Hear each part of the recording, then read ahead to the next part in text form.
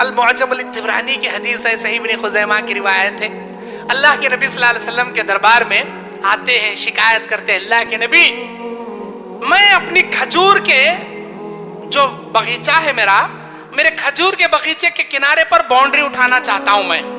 اب باؤنڈری اٹھا رہا ہوں، میں میرا باڑ بنا رہا ہوں، کمپاؤنڈ اٹھاتے اٹھاتے ایک یہودی کا باغیچہ ہے میرے باغیچے کے بالکل بازو میں، ان کا ایک درخت ایسا آڑا اگا ہے، پیڑ ان کے باغیچے میں ہے لیکن اس کا تنا میرے باغیچے میں ایسا آڑا اگا ہے. اب وہ آڑا آنے کی وجہ سے میرا کمپاؤنڈ کی وال سیدھا اسٹریٹ نہیں جا رہی آگے، یا تو اسے کٹ کرنا نہیں تو اس درخت کے پیچھے سے میں کمپاؤنڈ اٹھا لے کے جانا. اب وہ ایک درخت آ کے راستہ روک دیا، میرا کام ادھورا ہو گیا.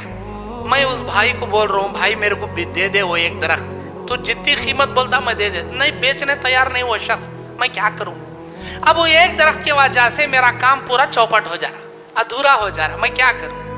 اللہ کے نبی اسے بلائے، اے میرے بھائی وہ ایک درخت ان کو دے دو، وہ تم کو مزدوری میں پیسے دے دیں گے جتنا تمہیں چاہیے. نہیں میں نہیں دیتا. اے اللہ کے بندے تو وہ ایک درخت دے دے، میرا اللہ تعالیٰ تجھے جنت میں کھجور کا درخت دے گا. تو ایک درخت دے دے تیرے بھائی کو، اللہ تعالیٰ جنت کا کھجور کا درخت تجھے دیں گا. اے نہیں جی مجھے نہیں ہونا جی وہ سب بھی، کیا بھی تجھے معلوم جنت کا کھجور کا درخت کیسا رہتا معلوم تجھے؟ سن، اگر کوئی گھوڑ سوار گھوڑا لے کر اس کھجور کے درخت کے سائے کے نیچے دوڑانا شروع کرے، 100 سال لگیں گے اسے، تب بھی وہ اس کھجور کے درخت کے سائے کو ختم نہیں کر پائے گا. ایک کھجور کا درخت، اس کا سایہ بولے تو چھاؤں، اس کا جو سایہ پڑتا چھاؤں، اس کے چھاؤں میں گھوڑا نان اسٹاپ بغیر رکائے کے دوڑاتا جائے، کب تک؟ 100 سال تک، تب بھی اس ایک درخت کے سائے کو نہیں پہنچ سکتا. وہ اتنا بڑا درخت میرا اللہ تجھے دے گا، تو تیرے بھائی کو ایک درخت اے نہیں ہونا جی وہ سبھی منجے میں نہیں دیتا جی ایسا.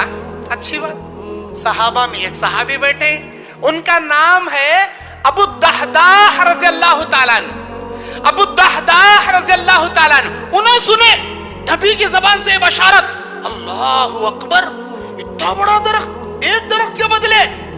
اب گئے شام میں اس یہودی کے گھر کو گئے، بولے اے میرے بھائی میں تم سے ایک سودا کرنے کے لیے آیا ہوں. بولو کیا بات ہے؟ اے میرے بھائی تمہارے باغیچے میں وہ ایک درخت جو آڑا اگا ہے، وہ ایک درخت مجھے دے دو، بدلے میں تمہیں میرا باغیچہ دے دوں گا. جانتے ہو نا میرا باغیچہ؟ اے ابو الدحداح تمہارے باغیچے کو کون نہیں جانتا؟ مدینے کا سب سے بڑا باغ آپ کا باغ، 600 کھجور کے درخت آپ کے باغ میں، ہر کوالٹی کی کھجور آپ کے باغیچے میں. جب بھی آپ کے باغیچے کی فصل نکلتی ہے، مدینے کے آزو بازو گاؤں والے کیوں لگائے کھڑے رہتے ہیں آپ کی فصل خریدنے کے واسطے. اور آپ کے باغیچے میں ایک بڑا مکان ہے، بڑی باوڑی ہے، کنواں ہے، سارے باوڑیوں میں پانی سوکھا تو بھی آپ کے کنویں میں پانی نہیں سوکھتا. اتنا بڑا کنواں، اتنا بڑا گھر، اتنا بڑا باغیچہ، کون نہیں جانتا جی؟ تمہارے باغیچے کے بارے میں کون نہیں جانتا جی؟ ارے سب سے بڑا باغیچہ تمہارا.